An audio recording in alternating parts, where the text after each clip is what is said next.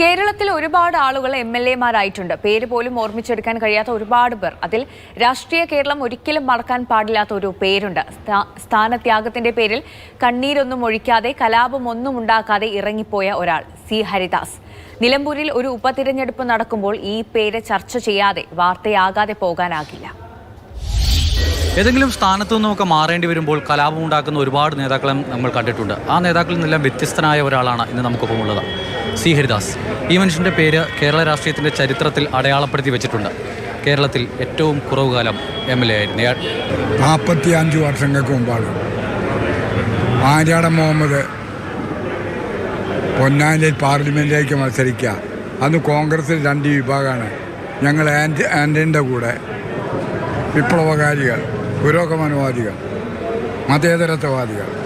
വെളിയങ്കോട് എന്ന പഞ്ചായത്തിൽ ആര്യാടൻ്റെ വർക്ക് നടക്കുമ്പോഴാണ് റേഡിയോയിൽ അനൗൺസ്മെൻറ്റ് വരുന്നത്. അന്ന് TV ഒന്നും അങ്ങനെ ഇല്ല. കേരളത്തിലെ അസംബ്ലി തിരഞ്ഞെടുപ്പ് പ്രഖ്യാപിച്ചു. അപ്പോൾ ആര്യാടനോട് പറഞ്ഞു, ഹരിയെ നീ മത്സരിക്കേണ്ടി വരും നിലമ്പൂരാണ്.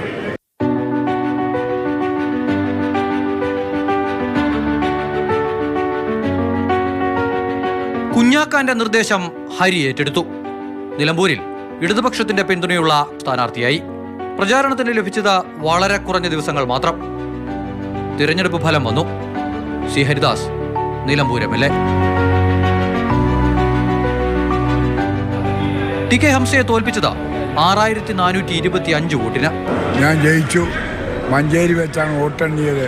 ഞാൻ തോൽപ്പിച്ച എൻ്റെ പ്രിയപ്പെട്ട സുഹൃത്ത് TK ഹംസയാണ്. ഇപ്പോഴും നല്ല സുഹൃത്താണ്. 1980 ഫെബ്രുവരി 15 നിയമസഭയിൽ സത്യപ്രതിജ്ഞ. 10 പകലുകൾക്കപ്പുറം 25 രാജി. ആരും എന്നോട് ഇങ്ങനെ രാജിവെക്കണം മറ്റോ എനിക്ക് മനസ്സിലായി. ഞാൻ ആൻ്റണിയോട് പറഞ്ഞു, ഞാൻ രാജിവെക്കാം. രാജിക്കത്ത് എഴുതി അത് കൊടുത്തു. ഞാൻ രാജിവെച്ചു. ഞാൻ ആര്യാടൻ മന്ത്രിയാവുന്നു. അദ്ദേഹത്തിന് മത്സരിക്കണ്ടേ? അവിടെ ചോദ്യമല്ലല്ലോ, പിന്നെ ആരാ വെക്കണ്ടേ? ഞാൻ ലോക്സഭാ തെരഞ്ഞെടുപ്പിൽ പൊന്നാനിയിൽ നിന്നും ആര്യാടൻ തോറ്റു. സഖാവ് കുഞ്ഞാലി വധക്കേസിലെ പ്രതിയായിരുന്നെങ്കിലും ആര്യാടനെ നയനാർ സർക്കാരിൽ മന്ത്രിയാക്കാൻ മുന്നണി തീരുമാനം. സ്ഥാനമൊഴിയാൻ മടിയൊന്നും ഉണ്ടായിരുന്നില്ലേ? അങ്ങനെ ഒന്നും കാര്യത്തെക്കുറിച്ച് ഞാൻ ചിന്തിച്ചിട്ട് പോലും ഇല്ല. പിന്നെന്താ, പലവരും ചോദിക്കണ്ട എന്നോട്. ഒരാളുടെ മനസ്സിൽ ഇതാവേണ്ട. എനിക്കങ്ങനെ ഒരു ചിന്തയല്ല. അതിനുശേഷം അവരെന്നെ രാജ്യസഭയിലേക്ക് വിട്ടു. പിന്നെ കുറേ സമ്പാദിക്കണം, കുറേ ഉണ്ടാക്കണം എന്നുള്ള ചിന്ത എനിക്കില്ല, എപ്പോഴും ഇല്ല, ഇനി ഉണ്ടാവുമില്ല. ഒക്കെ ഈ പത്രത്തിനറിയാം, മാതൃഭൂമിക്ക്. സ്വന്തം കുഞ്ഞാക്കാന്റെ മകൻ മത്സരിക്കുമ്പോൾ പ്രായം തളർത്താത്ത പോരാളിയായി പ്രചാരണ രംഗത്ത് സജീവമാണ് സി ഹരിദാസ്. ഇപ്പോൾ ആര്യാടൻ്റെ മകൻ ഷൗക്കത്ത് എവിടെ അന്വേഷിച്ചിട്ട് അവിടെ വഴിക്കടവാ. ഇതിലിപ്പോൾ ആരാ യുവാവ് എന്ന് ചോദിച്ചാൽ ഹരിദാസേട്ടനാണെന്ന് പറയും ഞാൻ.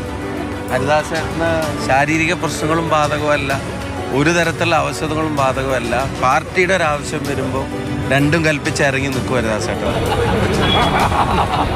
പാർട്ടിക്കൊരാവശ്യം വരുമ്പോൾ സ്വന്തം പദവി ഉപേക്ഷിച്ച ചരിത്രം കൂടിയുള്ള ആളാണ് ഹരിദാസേട്ടൻ. കാലിന് നീരും ബുദ്ധിമുട്ടൊക്കെ ഉണ്ട്, പക്ഷെ അതൊന്നും പാർട്ടിക്ക് വേണ്ടിയുള്ള നടത്തത്തിന് ഹരിദാസേട്ടനൊരു ബുദ്ധിമുട്ടല്ല. തികഞ്ഞ മതേതരവാദി, കറപുരളാത്ത രാഷ്ട്രീയക്കാരൻ, മലപ്പുറക്കാരുടെ പ്രിയപ്പെട്ട ഹരിയേട്ടൻ. കുറി വരച്ചാലും കുരിശു വരച്ചാലും കുമ്പിട്ട് നിസ്കരിച്ചാലും കേൾക്കുന്നതും ഒന്ന്, കാണുന്നതും ഒന്ന്, സർവമയനായ ദൈവം ഒന്ന്.